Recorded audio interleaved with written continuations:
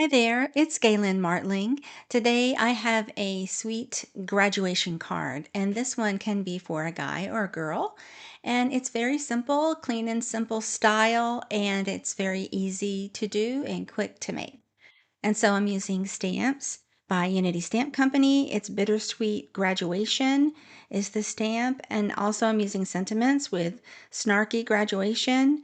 And paper pack is called Rustic Farmhouse paper pack.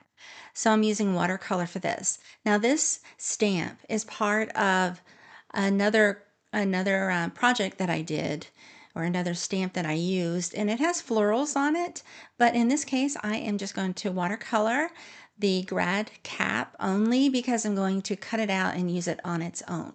And so I just chose to go ahead and add similar watercolor like I did before, but this time I'm using a Sakura Koi watercolor pans. Use what you have on hand. Any watercolor will work with this, and you're just using the watercolor for the cap, so it's not a lot. Very easy to do, very quick. And so I just added a muted black shade and muted it down with water. Used a water brush. These brushes have a well of water built in right in there, and I decided, since this is going to be so easy and simple, I decided to just use that water brush.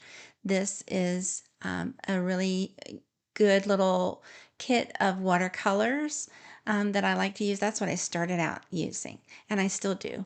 And so now for the background, so after I fussy cut, which is just cutting out the hat, I just go ahead and stencil a little bit of a background.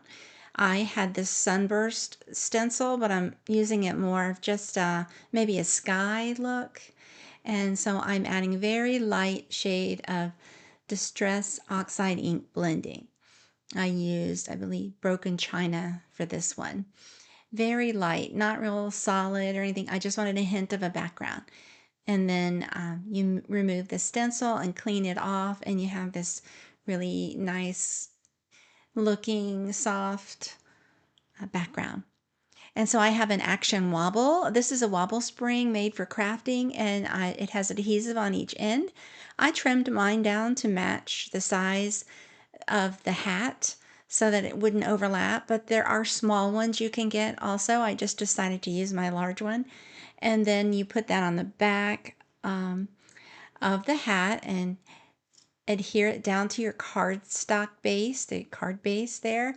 And there you go. You have a nice little wobbly action interactive element on your card.